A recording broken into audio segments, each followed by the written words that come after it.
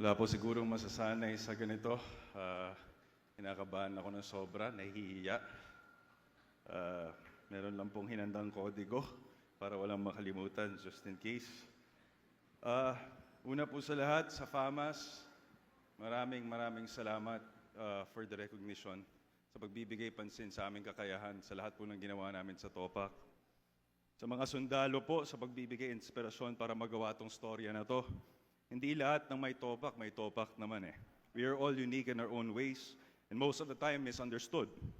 To anyone and to everyone who is experiencing mental health issues, know that you are loved and you are never alone. To our three producers, Nathan Studios, Straw Dogs, and Fusey Media, thank you for believing in me. To Direk Richard, maraming salamat. The captain of the ship, nandiyan po si Direk, maraming salamat, Direk. We don't work for this, but we work to tell a good story, and this is what happened. To my co-actors, of course, Julia, Sid, to the whole gang, maraming salamat. Thank you for making our lives easier on the set. To my parents, I love you so much, and of course, to my wife, thank you, Baba, I love you. Thank you for supporting me always. And just a short message.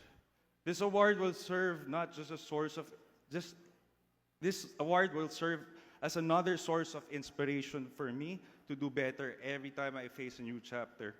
And may everyone in this pavilion continue to be soldiers of the industry.